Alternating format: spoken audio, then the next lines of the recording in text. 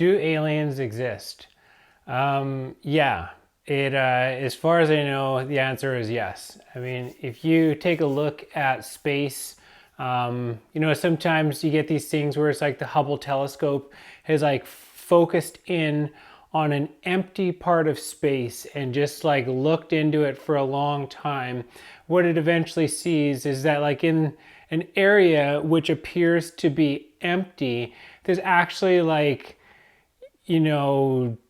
like say hundreds, if not thousands of galaxies, just like our own amongst things, right? So it's, the probability of like in a universe that what we are witnessing, the probability of extraterrestrial life forms is so high that I think you'd have to be pretty high to think otherwise, or kind of, close-minded,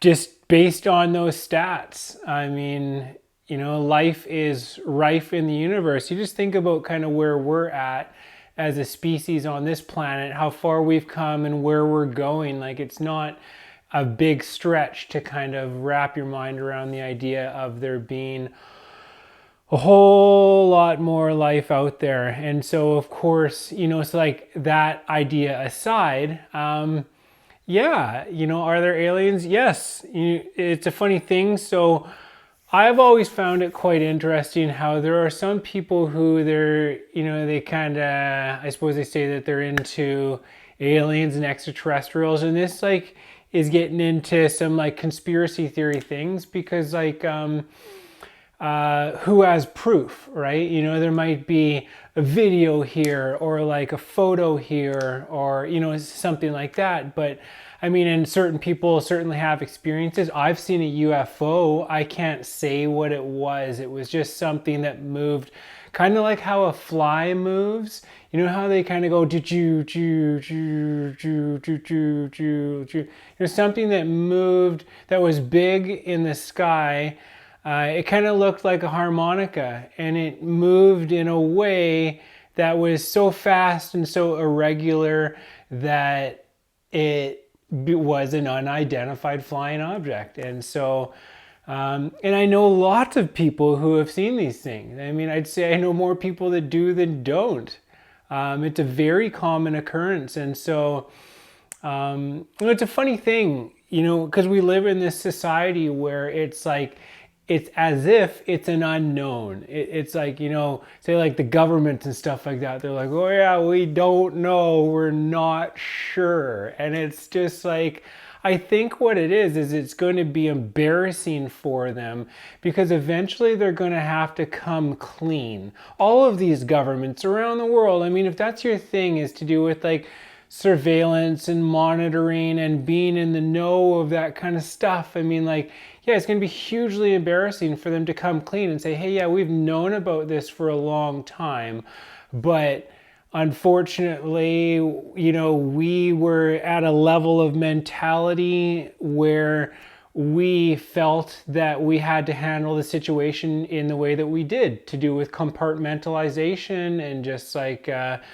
only keeping information from those that they don't feel, for whatever reason, and that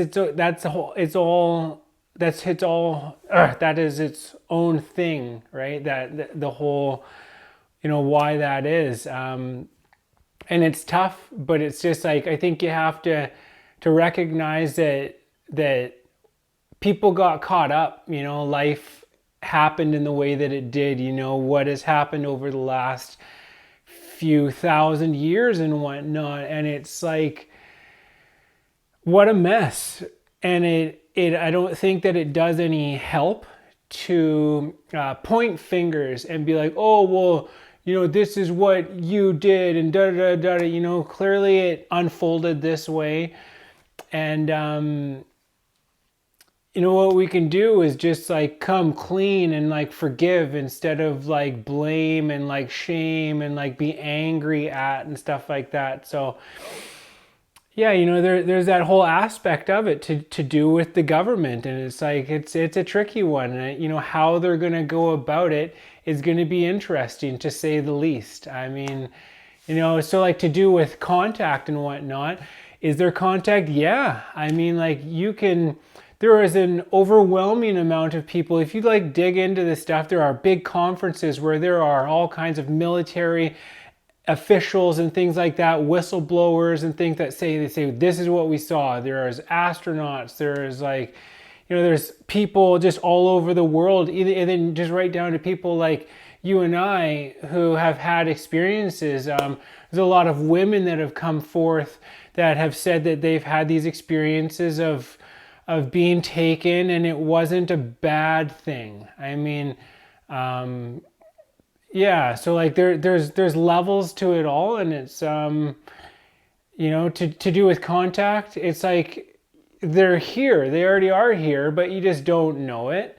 And but so like as we are in this like age right now where it is, clearly we got like rovers on Mars and this and that. I mean, like things are changing in a way where it's like we're getting ready to be able to handle this kind of an understanding. Of course, one of the issues is to do with that, is to do with the understanding that we have, and it's not really where everybody's at, and it's not right to impose that understanding on a species when they're not ready. So it's like if extraterrestrials just landed here openly, you would have no choice but to accept the reality of their existence. And it goes, it's a huge perspective shift. It's a big shift in perception to like bring that into the storyline, because there's all kinds of questions and implications. And then so it's not right, to push.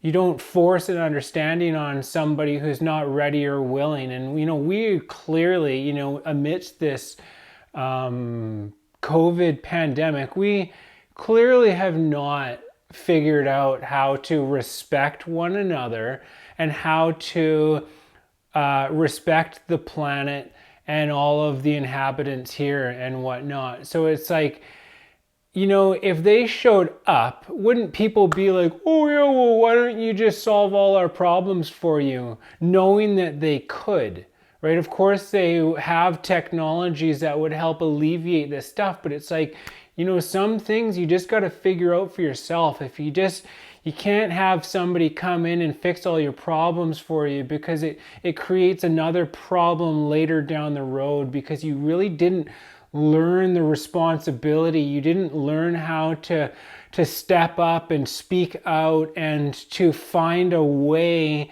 to get out of the predicament that you found yourself in. And so, and that's why, so open contact, is it coming? Yes. As far as I know, it is something that will take place in the next, say, 10 years. You look at the way that technology and society is moving forward. Yeah, it's a bit crazy right now, but that's what it looks like when you're making big shifts, big changes. We're being confronted with issues where we're starting to realize that it's just like, okay, well, expanding our awareness of things, and like bringing, it's like, okay, well, yeah, I guess that's possible, and this and that. The more developed our comprehension of everything is. And so, but the way that the contact happens, or I'm not saying the only way, I mean, I think, or as I do understand it, contact, like physical contact, and even like non-physical, like say energetic or in dreams and stuff like that, it happens on an individual level, right? And then there are groups of people, so that's one thing. But then there are groups of people who get together and they do, they seek out experiences with UFOs, like say I don't know how they do it, but they want to like see UFOs, and so they do that. So it is possible, but like But the way that, as far as I understand it, the main way that contact is made right now is through channeling. I mean, there is a channel that I follow. His name is Bashar,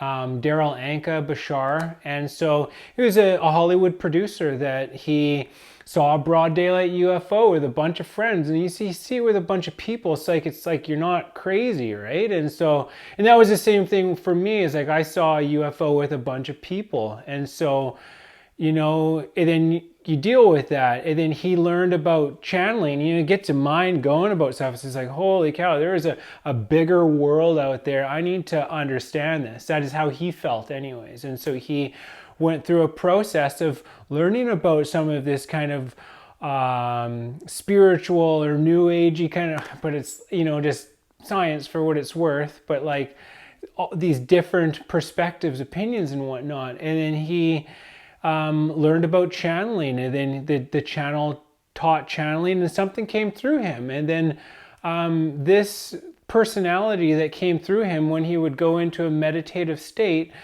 everything that that came through, all of the information was very positive. It was beneficial to the people who were in the room, and they would ask questions to get answers, and they would give all kinds of understandings to help people essentially climatize to this idea of extraterrestrial contact and just like the nature of our existence. And so it is through this medium that these beings are able to communicate information which has the capacity to uplift consciousness, to so they can give you the understanding and ways to go about the understanding. Like there's certain techniques that they give, just so that you can start to wrap your mind around it, and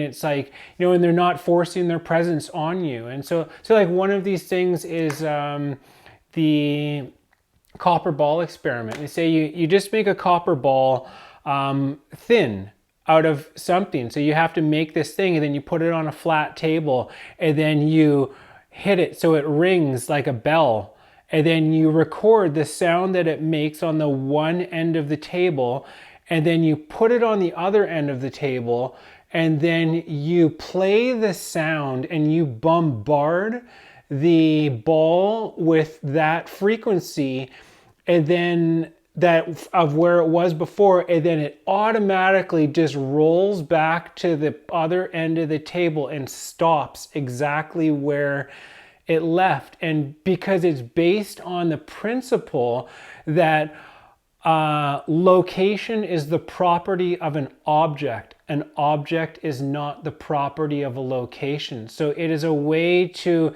essentially start wrapping your mind around the idea of gravity and multidimensionality. So it's just like, you know, this is the way that they give teachings. And I always think that it's funny that when it's like some people, they're like really into the whole conspiracy thing, yet they don't go down the path where it's like you have the opportunity to speak directly with an entity which is delivering information about this subject, which is also claiming to be of extraterrestrial origin.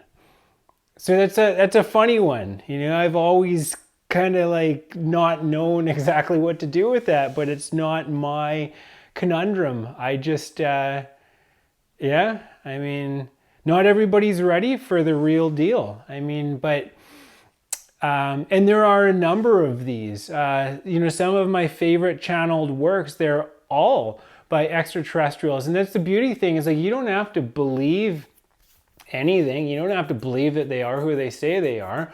All you can do is listen to what they have to say. And it's like, if it makes perfect sense and they give you experiments that you can conduct at home, and just like, and even just to do with ideas and concepts. It doesn't have to be like a physics experiment kind of a deal. There's, and you can say, yeah, that makes perfect sense. And I've actually had that experience and I know a lot of people. Then it's just like, you make of it what you will.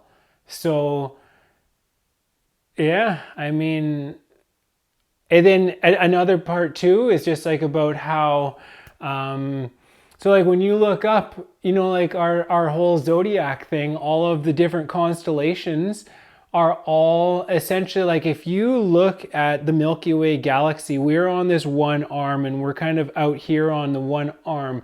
Everything that we're aware of is in our immediate vicinity. And so because they're so close, I mean, they have had interactions with us in the past, and that is why it is represented in some of the stories and in like the monuments and things like that were built on this planet, because open contact, it used to not be such an obscure thing. It was more understood in different times when there was a different level of understanding amongst the people. And so yeah, and then so that's kind of like our galactic family, or a part of it anyways. I mean, they're our local family. And so it's like, there's like there's the Pleiadians, and then there's the Arcturians, and then there's the Orion Federation and the Gray Federations, the little gray, heads and whatnot, which that's like a story unto itself. And then there's like the Anunnaki, and then there's the Yael, and like, and on and on and on. And the Essassani, which is like who this Bashar character, this is, which is just a name that they give us, which means messenger.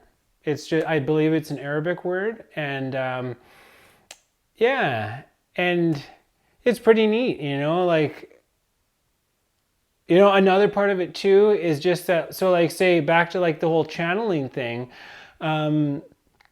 there's like, some of my favorite works are by channels. So like definitely material by Bashar. So he's been doing it for like 35 years. And I tell you, like, I've listened to a lot of what he has to say, and I have never once heard him say anything that was like rude, condescending, where he was just out to lunch, or where he was like obscure, where he was like, not like, he was just been super direct and correct about everything. And it's just like, it's quite the track record over 35 years with like thousands and thousands of people coming to you. I went to go see him after I sold my condo in Vancouver. The first thing I did was fly to LA, and I went to a 3-day event, and I didn't get to speak with him then, but I did during this COVID thing. I was able to have a one-on-one with him that was a part of one of the transmissions. And it was amazing. But like, some of my others, there was like, there was a woman, Barbara Marciniak. She channeled this stuff about the Pleiadians. There was like, I don't follow it all, but there was a couple of good books. One of them was the first two anyways. The second one was Earth, Keys to the Living Library, and the first one was We Are the Pleiadians, or something like that. But that, really hearing those things and just sitting with it, whether you believe it or not, sometimes it's just a process of like figuring it out and just sitting with certain things and seeing how it resonates with you. And it felt right, and then also there's another one, it's called The Law of One, the raw material. It takes quite a bit of time to get through it, but it's something that fascinates me. So I've been through it about 2.5 times, just because there's a lot to it, and your understanding always changes when you like revisit different works. So it's like, you got to take your time with this stuff. But yeah, absolutely fascinating. I mean, aliens, and then when they come, You know, it's going to be, I think it's going to be quite the indication that we have reached a level of societal evolution where it's relevant for their presence, right? So I think, as I understand it, that's what it's about. But really, more than that, say, because like if you know, bringing it to like a spiritual level, it's not about us. Essentially, it's about you. It's about the changes that you make within yourself, and then you end up experiencing a version of reality, a version of Earth, which makes contact with these extraterrestrial beings. And so if you want that to happen sooner than later, then you do personal work. You get in touch with who you are, and you learn these techniques of expanding your conscious awareness and wrapping your mind around concepts and getting comfortable with these kinds of ideas, and you know, building a vocabulary which allows you to speak about it, and you know, getting involved in I guess practices that are conducive to a reality where extraterrestrial contact is a thing and it happens relatively quickly, rather than like over a slow evolution of much hardship. So yeah.